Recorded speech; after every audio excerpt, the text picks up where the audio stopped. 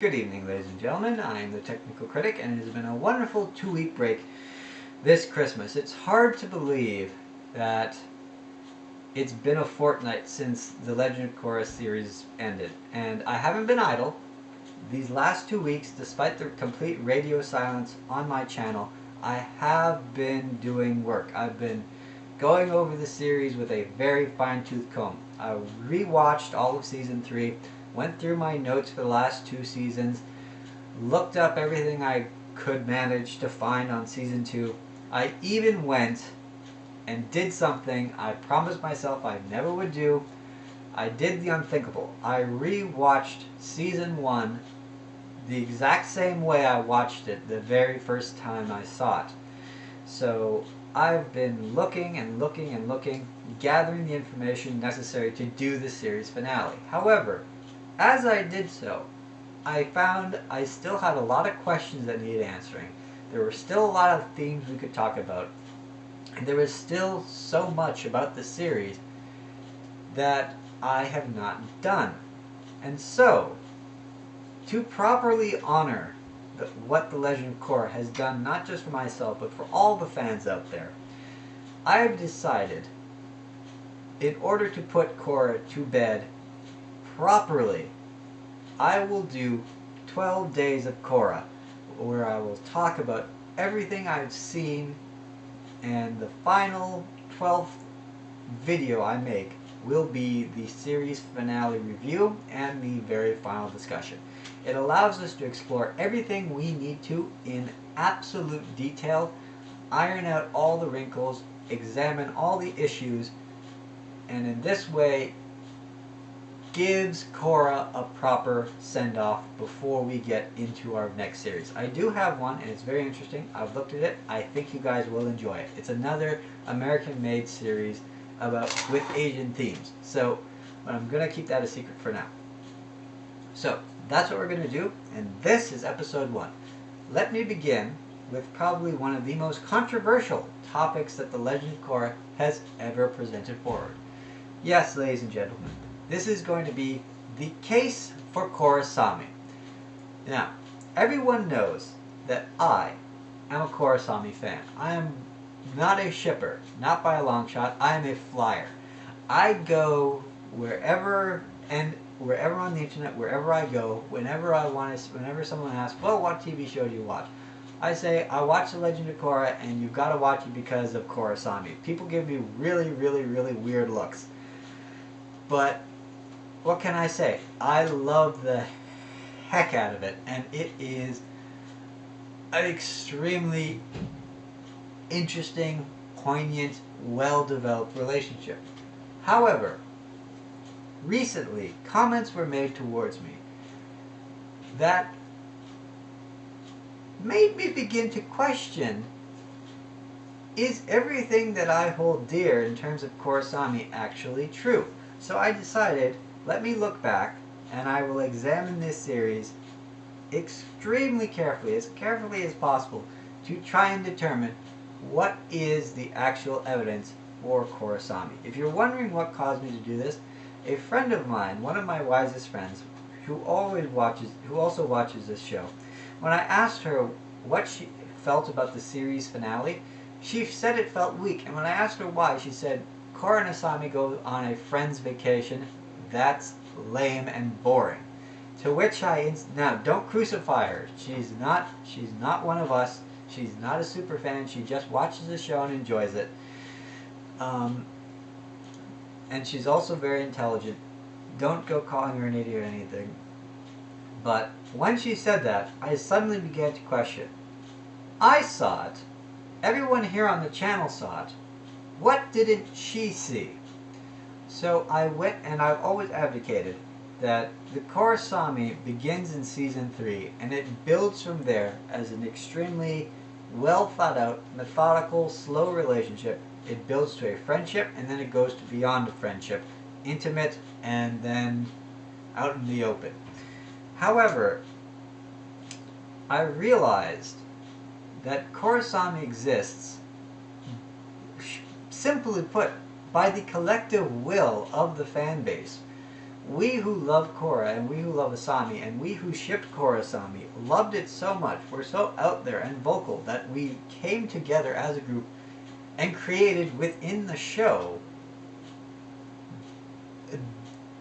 what can only be described as a groundbreaking relationship, because Korrasami is the first relationship of its type to be shown on popular popular young adult television, because Korra is not a children's show, not by a long shot. And it is groundbreaking, and it provides a basis for so much more. Now, I want to make this extremely clear. This is going to be a purely objective critique of the evidence for Korrasami and the evidence against Korrasami.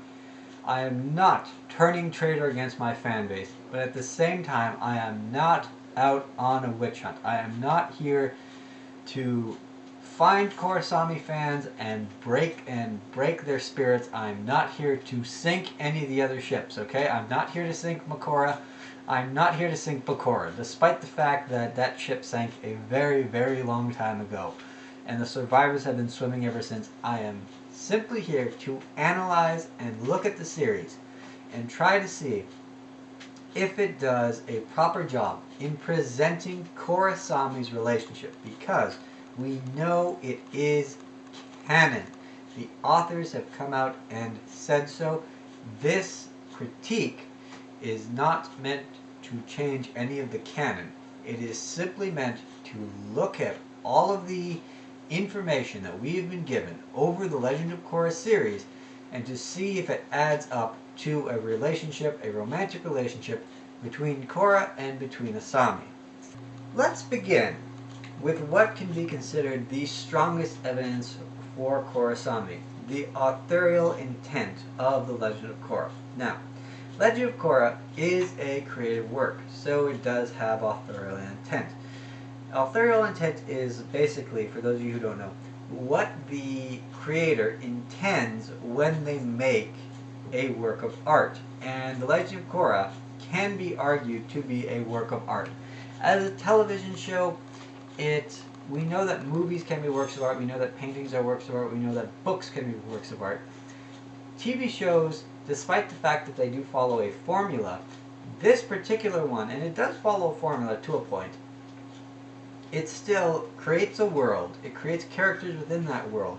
It gives them feelings and actions, consequences and repercussions, and then has them have to deal with that. And what we're doing is we're watching that unfold. And as such, it has a story and a plot that goes along with it. It has artwork as it is, so that we can see it. It is a work of creativity at the very least, if it is not a work of art. I'm not going to call it a masterpiece, because it most certainly is not that.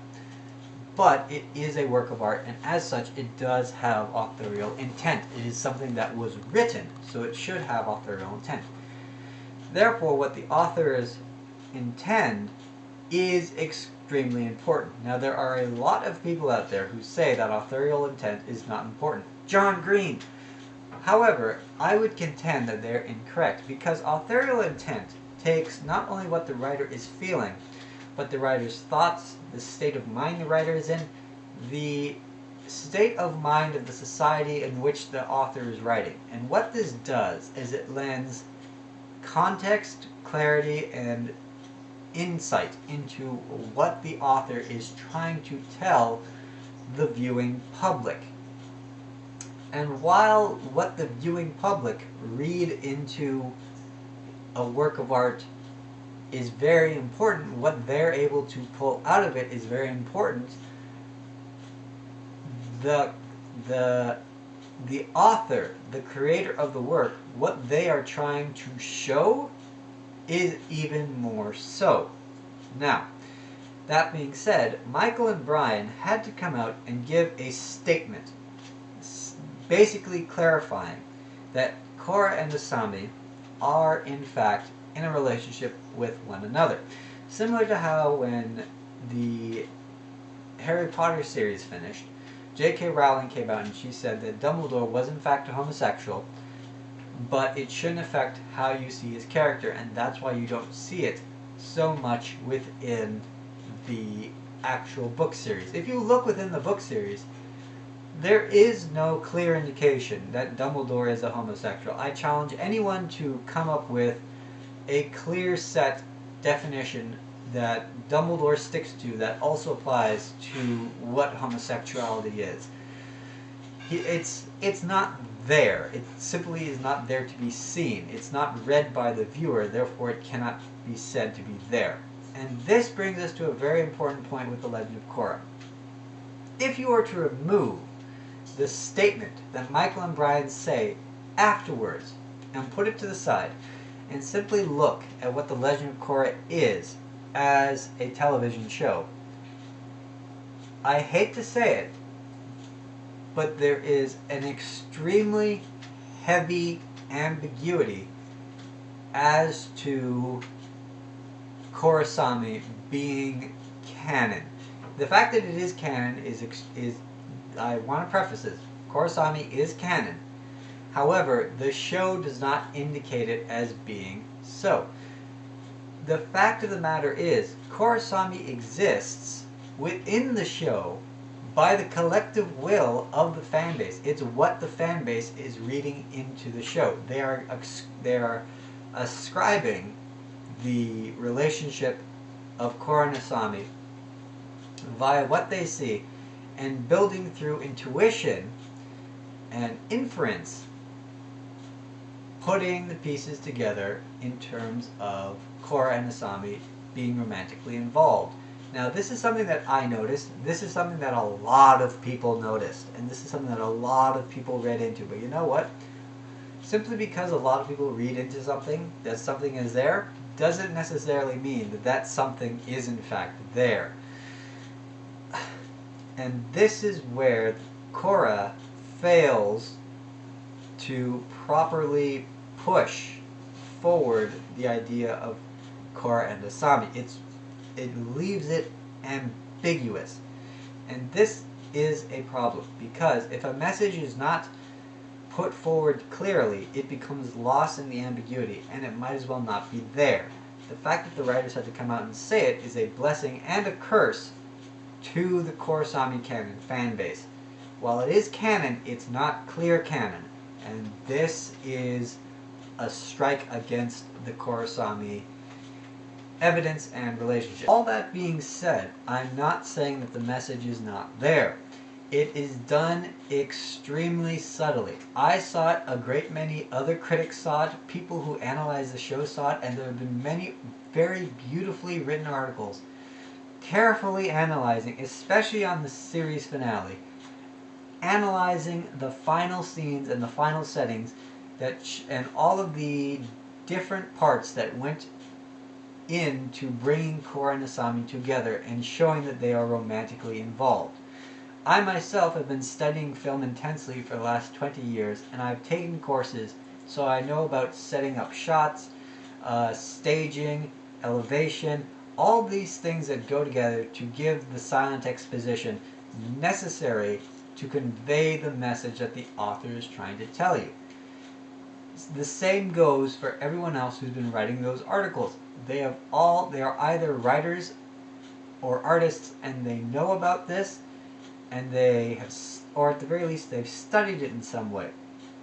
This is a problem, however, because this is a show for young adults, and not every young adult is going to have done that intense study. So for the layperson, with any piece of media, it has to be able to, using its staging, using its setting, using its color scheme and backgrounds and all of the intensities of music and art coming together to give that message. While it's subtle, it should still be clear enough that the layperson sees it and understands what the author is trying to tell them. You shouldn't have to have been a 20-year film scholar or a professional film critic or any of the many backgrounds that go in to finding this particular relationship and being able to read between the lines. Moving on to the actual series to try to build a case for Korrasami, you actually have to look at seasons 3 and seasons 4 for your evidence, because while there is Korra and Asami interaction within seasons 1 and seasons 2. Despite what Michael and Brian may have said that they were looking at season 2 as being the actual beginning of building Korrasami's relationship, there is little to no evidence of it there, and allow me to go through it and try and explain. When Korra first meets Asami in season 1, the purpose of that is to establish them as seeming opposites. Korra's first impression of Asami is that she's a very prissy, very soft girl, and she is upset with Asami basically, and not unjustly so, because we all know Korra is extremely infatuated with Mako, and Asami, she at the very least believes, has, using her looks and her wealth, has led Mako off by the scarf. So is she upset with Asami? Jealous? Almost justifiably so. Asami, on the other hand, is neither ambivalent or belligerent to Korra. She doesn't resent her in any way. In fact, she starts off being rather benevolent. She seems to try and like Korra and tries to become friends with her. And Asami manages to go and prove all of Korra's assumptions wrong. She's a master martial artist, she's an expert engineer, and when they actually do get down to brass tacks, Korra goes, "You know what? You're right. You're not the prissy girl I thought you were." And that is not meant to establish any kind of relationship. It's meant to basically clear the air between the two of them and then set up what you would call the turncoating for the romance that occurs later on. Korra is still jealous of Asami in terms of how she and Mako get along, and then later on you see Asami becoming jealous of Korra because of how Mako treats Korra. Even when they were searching for her, because Korra was kidnapped, you see Asami become very petty and very jealous. And at the very end of the season, it's not set up that the two of them are friends. It's not set up, it doesn't even clarify how the relationship would be. It's left to the audience to interpret it, and if you interpret it, Asami's jealousy, compounded upon everything that's happened, compounded upon the fact that Mako has basically left Asami for Korra at the end of the season, would lead you to believe that Asami would be resentful of Korra, and Korra would be not ambivalent, but simply distant in terms of their relationship. So the two of them start off as, if not opponents, but not in the same camp. Season 2, Asami is still a part of Team Avatar. She sees it as her duty, just as she sees in Season 1, to go along with Korra and to help her wherever she can. Asami is not really present in terms of her relationship with any of the characters. She doesn't really speak to Mako. She speaks to Bolin very briefly in what can only be considered a red herring relationship. Her entire purpose for going to the South Pole with Korra has nothing to do with Team Avatar, but in fact has to do with meeting a businessman in order to try to save her company, which we later learn is Varric. And after episode 5 of season 2, Asami basically fades into the background until the season finale, where she's essentially completely written out. She doesn't serve any purpose for the majority of season 2, except to be a Michael Bayism, the sexy lamppost, but I've gone over that many, many times. Season 3, on the other hand, seeks to really start to establish the two of them coming together. Not romantically, however.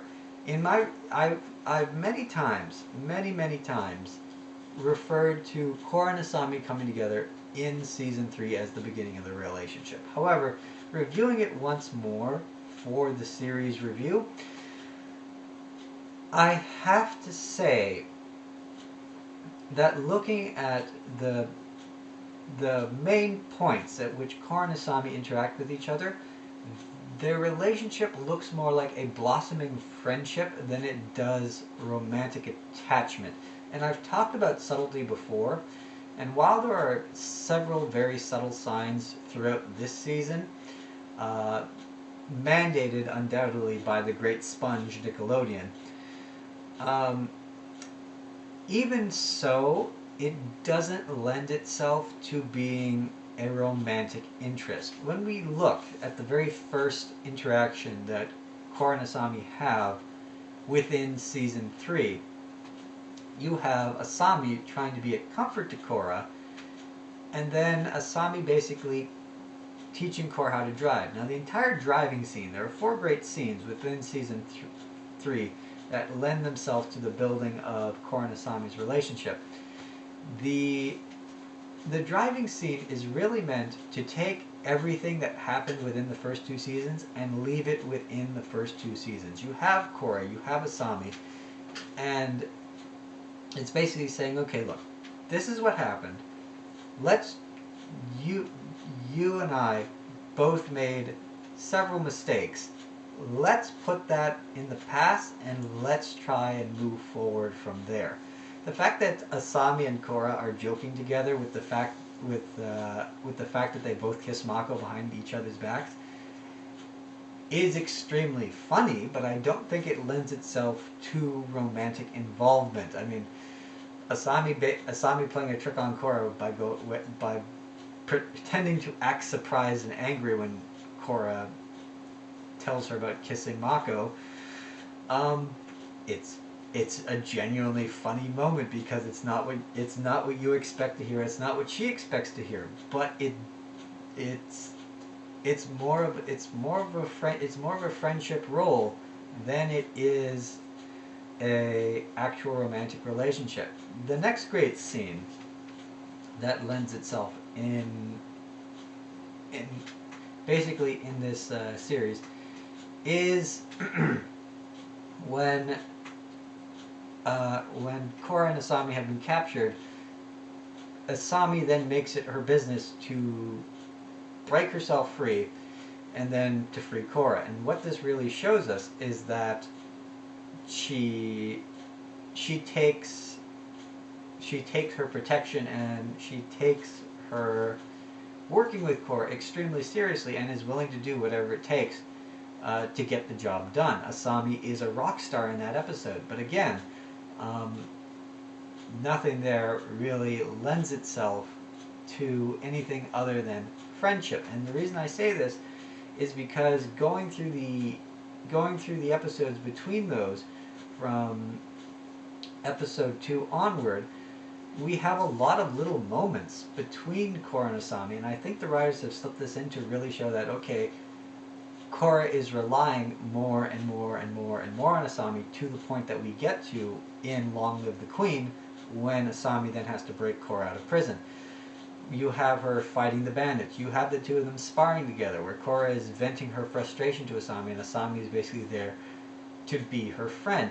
You see the two of them trying to figure out, looking for clues as to what the whereabouts of Zahir and his band are, while Bolin and Mako go off to scout. They're nice character building moments, but the problem is there's no dialogue, or there's very little dialogue between the two characters that lends itself to pushing the relationship beyond that of a friendship. I made several comments in the season finale of season 3, but not very many throughout the actual season as to the relationship status of Korra and Asami. And in the season finale, while I did say that the relationship felt organic, I need to put that in context. When I say the relationship feels organic, I mean it feels like a friendship that has genuinely grown from, okay, here are two people spending time with each other, venting their frustration to each other, working together.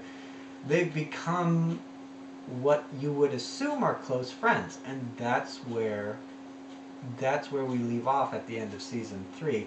Those are my feelings as to how the stone is rolling in terms of season 3. The two of them are coming together as friends. The next great scene that really it lends itself to this building is after that. After they've reached this Palm Springs, after they've gone back to Zaofu, Korra then decides that if she meditates, she might be able to catch Zahir. This is where Asami again steps up to the plate and is really being It's another one of those subtle uses of, hey, you know what, there might be something going on here that's more than just whatever. Asami instantly volunteers to watch over Korra as she goes into the spirit world. Now, you have to look at the setting that we're talking about. Asami and Korra, they're not in any real danger at this point. They're in Zaofu. They're relatively safe. They don't know what Zahir's plan is. Could he be heading back to Zaofu? Possibly. But it seems unlikely because he doesn't know where Korra is. Heading to Zaofu to find out where she is would be illogical in terms of story writing. Just knowing that she's there would be illogical in terms of story writing. But Asami volunteering to watch over Korra can be considered as, okay, this is a very close friendship, because this is something that anyone else could have possibly done. Mako could have done it, Bolin could have done it, Kuvira could have done it, she was captain of the guards at the time, any random soldier could have done it. Did she really need protection when she was meditating underneath the tree? That's a very good question. And this particular scene is very important. Don't get me wrong. While I'm saying that anyone could have done it, the fact that Asami did it is extremely important. Not just in terms of building their relationship, but in terms of doing what's called a parallel. Because if we go back to Avatar: The Last Airbender, Season 1, the finale, Aang and Team Avatar, the Fire Nation is attacking the Northern Water Tribe City. They feel that they need help from the Ocean and Moon Spirit in order to defeat the Fire Nation. So, what does Aang say he needs to do? He says, in order to find out what to do, I need to go into the spirit world. Notice the parallel between Korra's action and Aang's action. Now, we all know in Airbender, and from Legend of Korra, Katara is the romantic interest of Avatar Aang. The ending makes that extremely, extremely clear. It is Katara who stays behind to watch over Aang while Sokka and Princess Yue go to try and do what they can to help the siege. So here's that parallel. That's what they're relying on. The show then, the Korrasami evidence is then that you have a parallel of two separate but equally relatable scenes. You have Korra, you have Asami. Asami is standing guard. You have Aang, you have Katara. Katara is standing guard. Can we say that the reason they're doing it is because they're romantically involved? Possibly, but no. At the time, I would say that Katara was Aang's companion. Aang was extremely infatuated with Katara. I'm not certain if Katara felt the exact same way. In fact, we don't know anything about how she feels about Aang until much later in Season 2, when their romantic relationship really does start to blossom, as I would put it. But the parallel is still there, and we can still build upon that as, okay, in the first episode of Season 3 they were friends. In the 10th episode of season 3, we have a parallel between Aang and Katara. So what we're doing is we're actually moving forward. But again, it could still be argued that they're friends. The fourth and final scene, the really and truly great one, that I would say is the kernel that starts this entire Korra-Asami love relationship, is after the defeat of Zahir. Who do we have taking care of Korra? Is it the Air Acolytes back at Air Temple Island? No. Is it Tenzin's family? Possibly. But the person that we are shown dressing Korra for Janora's airbending anointing ceremony, it's there. Remember, there are no Air Acolytes in the room accompanying her. It's just Asami. Asami and Korra are alone together. Asami says, "There you are, all dressed, ready for a formal avatar ceremony." It's very heavy implication-wise. It implies that for this very important ceremony, Asami is the one who dressed her. On top of that, it also implies that Korra is the one who allowed Asami to dress her. Now, you have to understand this. Dressing someone is a very intimate action. It's not something that you undertake lightly, to go and reveal your body to another person, even if it is in a necessary action, right? Think about the people who you allow to see beneath your clothes. When you go to the doctor, you allow the doctor to lift up your shirt and take your heartbeat and your breathing and all that other stuff. A trusted professional of medicine. When you're very young, who is it that dresses you? Probably your mother or your father, one of the two of them. When you're much older, you only go to the beach or something with very close friends, or if you go to the beach, you usually go with your family or your cousins or someone who's a relation. It usually and typically is, you show yourself to people who are well known to you and extremely close. Just the action of, and like that's just a regular thing. The action of dressing someone is, I'm not even sure how to describe the type of intimacy it is. It's not a physical love intimacy, but it is a type of intimacy. You're allowing someone to assist you in what is a very personal act. Dressing yourself is a very personal action. You do it to, I know that there are some people who deliberately dress to look sloppy, or they just don't care about their appearance, but when you dress, the majority of the time, you are dressing for a particular reason. You're dressing to do work, you make sure that you are appropriate to do work. You're dressing to go out, you make sure that you look appropriate for other people.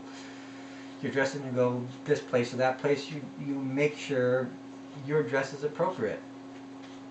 For Asami for Asami dressing Korra for such a formal ceremony, that's a pretty big deal. I mean, it's not something that just a friend does. It's something that someone who's very close to you has to be able to do. Parallel it back to when you were a child. It was your parents who made sure that you looked proper before you went out into the world at large, before you presented yourself to be judged by the rest of the world. In the same way, this is a very formal ceremony. Korra has to be presentable to the Air Nation and to all the dignitaries that are coming. So again, it's a parallel of a loving relationship, really. That is really where it hammers home that there might be something more going on. And on top of that, Asami has a very good line for Korra. He says, "Look, whatever you need," and she takes her by the hand. She takes her by the hand and she kneels down. She says, "Look, whatever you need, I'm here for you." Staging wise, you have Korra, who is very helpless, but still she's above Asami. You have Asami, who is in a position of power, but she's putting herself in what would be considered physiologically a weaker position. Staging wise, she's below Korra's head. So she's making herself less important. She's putting Korra first as the more important one. Despite the fact that Asami is an equal of Team Avatar. She is a CEO. She's very wealthy. She has all of these things that would make her an extremely powerful person. Couple that with the intimacy of getting dressed, and you have, again, a very subtle case for the beginning of their relationship. And again, let's take another parallel to Avatar The Last Airbender. After Azula almost kills Avatar Aang, it is Katara who takes a very intimate and very intricate care of Aang throughout season 3. She helps him get dressed. She works with her healing to try and heal him, and generally speaks with him to try to keep his spirits up. So what we have is 2 out of 3 paralleling here. We don't know. Asami's not a healer, but I'm pretty sure that if she was, she would be trying to help Korra to do everything, or at the very least to try and get better. Right? She'd be, if Asami was a healer, she'd be trying to help Korra to become well again. And she is, in her own way, trying to help Korra to become well again. So you can even say that there's a 3-on-3 parallel there. The weakness in the argument for Korra and Asami being a romantic couple extends from season 3 into season 4. And it's the same weakness that season 3 had. The two of them do not have enough interaction to show that there is more than just a friendship going on between them. Now, the very first episode gives us a hint of this, because we have Asami going, it'll be very good to see Korra again. And then we have, it's almost as if everyone has gotten on with their lives, but no one has thought about Korra until the time when she's coming back. It feels like Korra has been gone and has been so absent that everyone has just been oblivious to it. And that's not necessarily the case. Now there's a very subtle moment in the very beginning of episode 1 where they're saying, okay, Asami has gone and has redesigned the entire city around the spirit vines. However, she left enough space and she redid the entire park so that it would now be Avatar Korra Park. Thanks for saving us. Here's the thing though. Republic City has no idea about what Avatar Korra did to save them. Everything that happened in the Earth Kingdom far, far away. The fact of the matter is, Zahir and his group were in Republic City, and there was a plan to take out President Raiko, and oh god, why didn't they? But they basically left. They basically left, and then the city, I assume, went back to normal because, well, they saw them leave. Kaya would have identified Zahir, and it would have been known that Zahir was with his old group. So when the lava bender went and melted the bridge and they escaped over, it would have been perfectly okay for everyone to assume, you know what, they're no longer in Republic City. And as President Raiko seems to say, they're no longer our problem. So the fact that the world was in serious peril, and Korra basically saved everyone from it, Republic City is not really affected. So for them to say thank you by building a park is not likely. We know that President Raiko has little to no good feeling for Korra, so it's unlikely that he ordered the park to be made. So it seems to be that the park's building is purely and simply Asami's doing. So Asami has gone and built a park dedicated to Korra. Now I have some pretty good friends, and I'm pretty good friends with a lot of people. There's very few of them I would build monuments to. 1 or 2.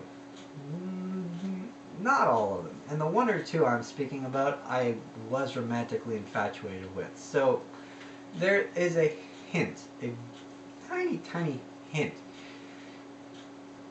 as to the caring and the gratitude Asami has for Korra. Again, not love, but again, not friendship.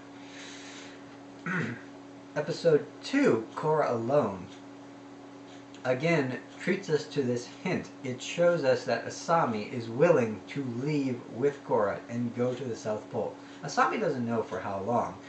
She has a building project to do in Republic City. Korra's away for 3 whole years. Would Asami have stayed in the South Pole for 3 years? I don't know. But we do get a feeling of Asami to Korra. We also get a feeling of Korra to Asami. Of all the people that she received letters from, and she received stacks and stacks of letters. There are piles of paper around her bed in episode 2. She writes exactly, after all that time, after several years, she finally picks up her pen and writes a letter. To whom? To Asami. Not to Mako, not to Bolin, not to Tenzin, her spiritual advisor, not to any of the Airbender babies, not to anyone, just Asami. And what does she put in it? She puts in it her most intimate feelings. This is not something that you do with friends. You don't put your most intimate feelings on paper and then give it to your friends. It's something that you do with family that you're close to but you're not with. And even with family, this is not something you do. If you think about it, how many people in your family, in your extended family, would you genuinely share all of your feelings, all of your fears, all of your thoughts with? Your mother and your father, maybe. Because remember, who is this show geared to? Young adults. So mother and father, maybe, depending on your relationship. Brother and sister, absolutely. Boyfriend and girlfriend, certainly. Again, you have to look at who the show is directed to. And again, this is where that authorial context comes in place. So we have the letter. The fact of the matter is, she's just as close to Asami in terms of friendship as she is with Mako and Bolin. But who does she turn to? Of the 3 of them, she turns to Asami. It's why? There's no reason for it. There's no reason that she shouldn't write to Bolin and Mako. There's nothing for it at all. The letter serves as proof that there is something going on between the 2 of them that is more intimate than friendship, because she has close friendships. We know that. We've seen her in action with Bolin. She would lay down her life for Bolin. She would lay down her life for Mako. She would lay down her life for Asami. She would lay down her life for any of them at any time for any reason. But only Asami does she trust to the point where she will bare her soul to her. And we know this because episode 8 of season 4, as horrendous as it is, gives us finally a 10-minute scene of exposition, at the very least, with Korra's innermost feelings, Korra's innermost thoughts. And this is something that we thought she had dealt with when she was speaking with Master Toph. But it seems that it's still bothering her to some point.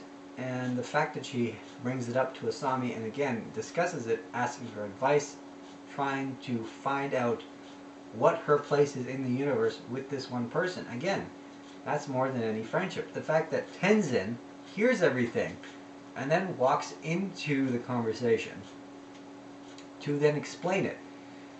Tenzin is her spiritual advisor. Tenzin is the logical person she should have gone to. We know that Korra, by season 4, is more logical. She's less hot-headed. She's less impulsive. She tends to think things through. So why did she not go to Tenzin? Instead went to Asami. Why is Tenzin now a side character to why is Tenzin now a side character?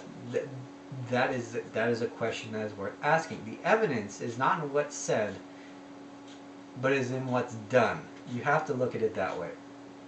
This is beyond friendship. This is more than that. The fact of the matter is, the two of them are standing by themselves, looking at the sunset, something that is typically seen as very romantic, and one of them is bearing their feelings to the other one. There's one more interesting, very, very interesting meeting between Korra and Asami before the season finale. It has to do with the reunion. Episode 5, everyone coming back to, or sorry, episode 6, everyone coming back together. Asami goes to Korra. First of all, Asami is the first person that Korra goes to, not Mako, not Bolin. Bolin is not there, for obvious reasons. Mako is, but he's stuck with Prince Wu. So Asami becomes the very first person that Korra goes and interacts with. Now we know that Korra has borne her innermost fears and feelings to Asami through a letter. Asami then goes and does the exact same thing back to Korra by by telling her that she went and she saw her father. Korra knows what the implication of this is, and the two of them start snapping at each other. Now is that relationship material? No, but also yes, because what is a relationship? Two people are not going to... Love is not two people agreeing on everything all the time, everywhere.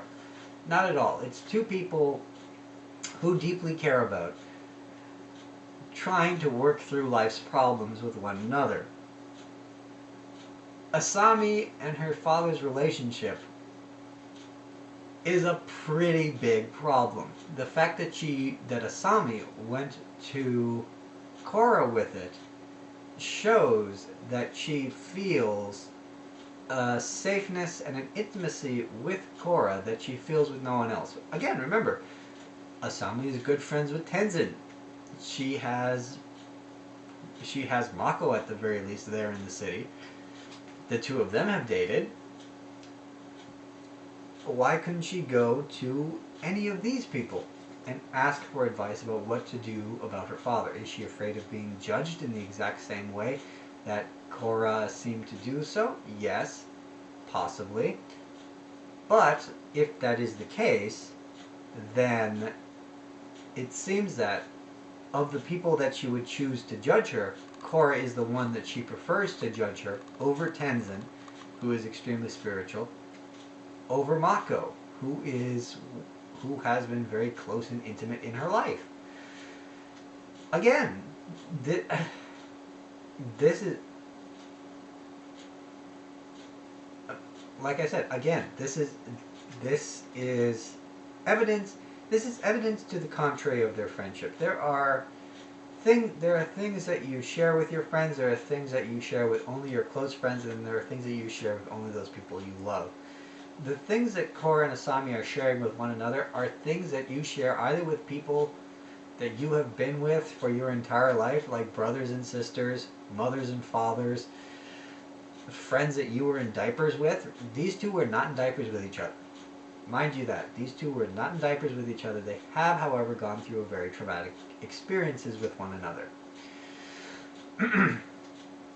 And that, too, has an effect of bringing people together closer than family, closer than friendship ever could. And that is, again, a possible argument against the case for Korrasami. But more and more, it's leaning towards there's more than friendship going on. Now, let's look at the final piece of Korrasami evidence. The series finale. And this is where a lot of the ambiguity and a lot of the arguments come to a head. Because the series finale, while being a lot of action and fluff and filler, leaves Korra and Asami's relationship to the final 4 minutes. And for those of you who saw my reaction to the last 4 minutes, if you haven't, I encourage you to go watch it. I, as well as a lot of others who were hoping to see these two characters come together, felt cheated because we did not get we didn't get any actual indication of a romantic angle to how Korra and Asami were coming together. Now, it bears in mind, for anyone who's going to argue Korrasami, and for anyone who's going to argue against Korrasami, this is a very important moment because there is another argument in another fantasy series that parallels this in a way that it bears looking at.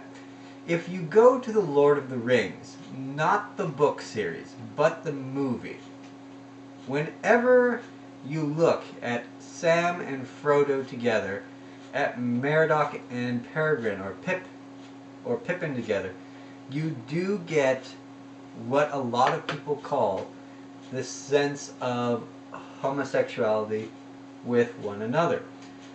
And I have argued against that for a very, very long time. And again, it goes back to authorial intent. J.R.R. Tolkien, when he was writing the characters of the Four Hobbits, he was basing them off of his camaraderie that he had with his fellow soldiers in World War I. So he's looking at C.S. Lewis, and they're looking at their group of friends, the coal biters, who were the ones who managed to survive the trenches. And after surviving what can only be described as one of the most horrific wars up to that point that had ever been fought, it was understandable that these few men who had managed to survive together would form a relationship with one another that had nothing to do with love, but nonetheless, they shared the intimacy of what is called deep trauma. So because they all experienced the same deep trauma together with one another, it gives them an insight into one another that normal friends, that even families do not share. And the same argument could be made for Korra and Asami. They've both gone through severe traumatic experiences that do parallel one another at the same time. Remember, they were always present for whatever battles they were going through. They fought in the trenches together. Season 3 establishes this, Season 4 establishes this, 1 and 2. The evidence is there that they fought both with each other and for each other. The question then is what Korra and Asami feel for each other one of those deep friendships, or is it, again, an actual relationship with one another? The argument can go both ways on this, and the ambiguity of the season finale really does the argument for Korrasami an injustice, because everything that's said there in terms of the deep friendship can also be said there for the relationship. How does the scene end? It starts with Asami saying to Korra, "I could not have borne to lose you and my father in the exact same day." Now, this is extremely important because it bears in mind that she feels the same closeness to Korra that she felt for her father previous to his misdeeds with the Equalists. So, and we know that they had a very loving relationship. So that's supposed to be the clue. That's supposed to clue you in to there's a loving relationship going on between Asami and Korra. Then there's the hug, then there's the talk about what they need to do, and then they walk off into the sunset with one another. And I have to make this argument and I've heard this argument made against Korra and Asami. But if you were to make Asami a man, okay? Make Asami a man or make Korra a man. Make one of them a male. And you were to show them going through from their progressive relationship, even in season 1, despite the lack of evidence that's there. If you start in season 1 and you work your way through to season 4, when you go from adversarial to as close as they are now, would you have a problem in saying that these two are romantically involved? A lot of people would say no, because, well, for a male and a female to become that close and not become romantic is something that you do not see in a lot of media. Now again, it could be the point. It could be the point that because they have shared a heavy trauma with a heavy trauma with one another, that they feel close enough that they can do and say whatever they need to one another. And simply because two girls go on a vacation with one another, it doesn't mean that they're in a romantic relationship. I've got plenty of friends who go on vacations with one another, who happen to be all females. They have all female vacations. There's guys that have all male vacations. It means nothing romantically. It just means that they're good enough friends that they feel like sharing a room with one another. That's pretty much it. Again, there's been a lot of articles written on the staging and the setting and everything that went into that. I've spoken on that pretty much at the beginning of this video. The setting. I've heard a lot of people say that the setting is that the setting of the last scene with the colors of the sky is reminiscent of the LGBTQ flag. I don't see that, and quite frankly, if you ascribe everything that has a sort of rainbow color to being a part of the equal sexuality movement, look, the rainbow belongs to everyone. That's what I'm trying to say. It does not just belong to one specific group. Believe me, if the rainbow belonged to one specific group, a corporation would have gone and trademarked it a long time ago. And every time you saw one in the sky, you would owe, I don't know, some Bill Gates kind of guy 60 cents or whatever. Anyways, my point, that's not my point.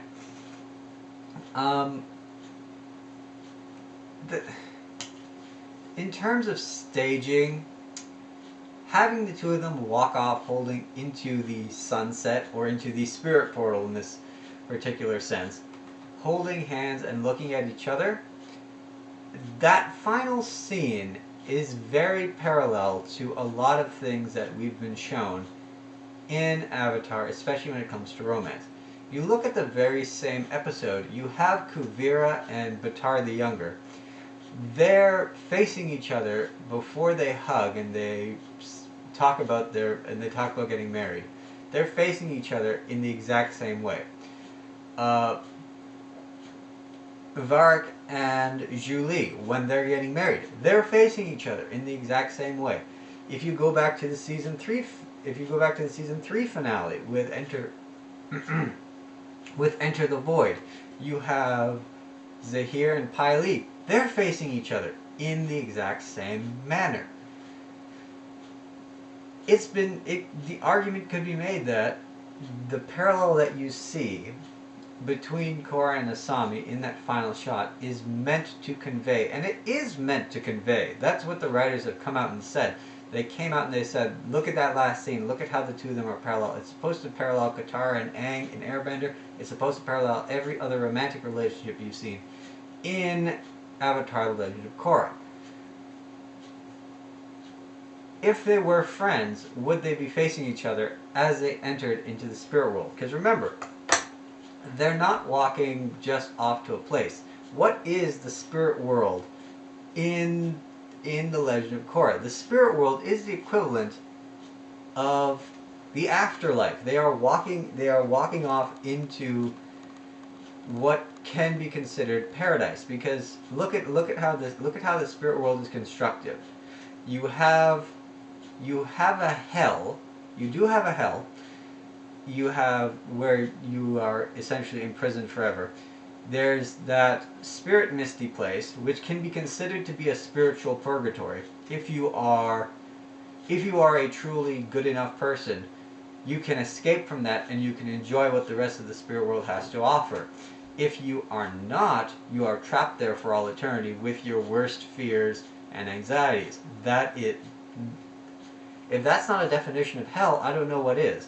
So they have a hell, they have a purgatory per se, and then they do have a heaven. And we see this in season 2 with old General Iroh.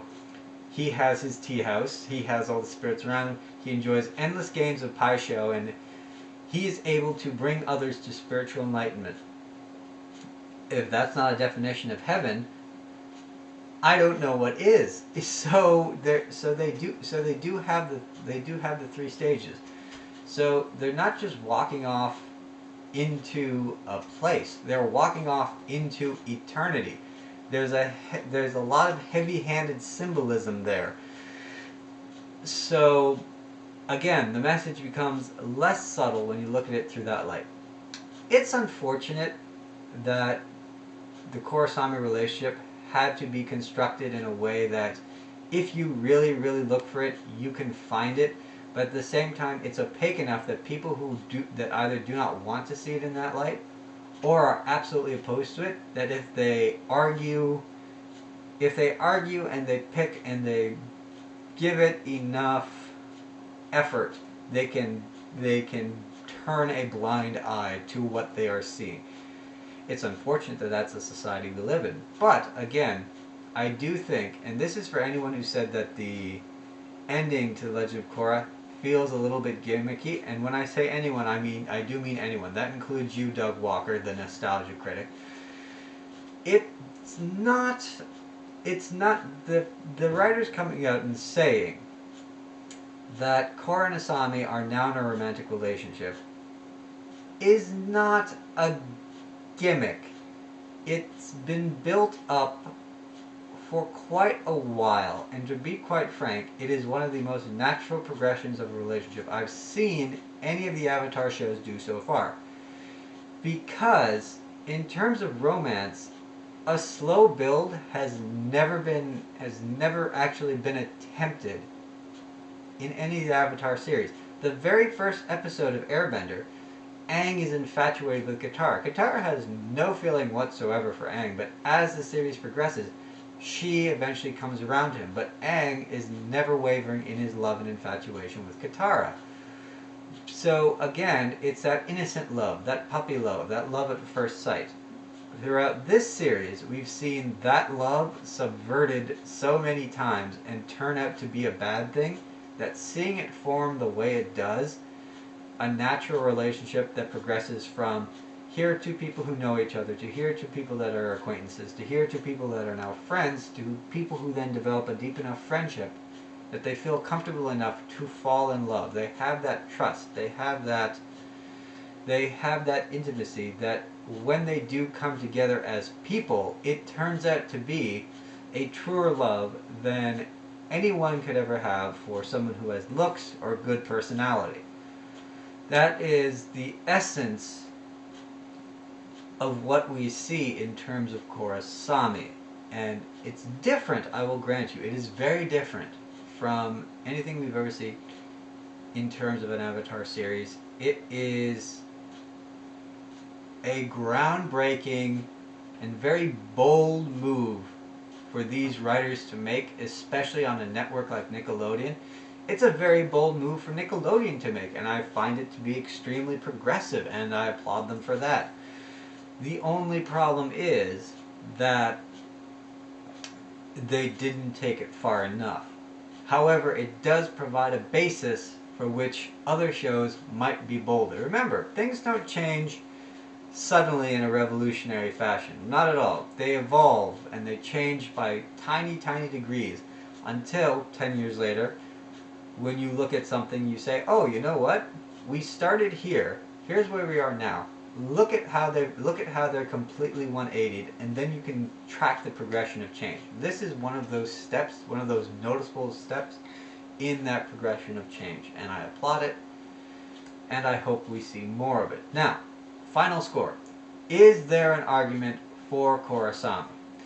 Yes or no? I'm going to say yes.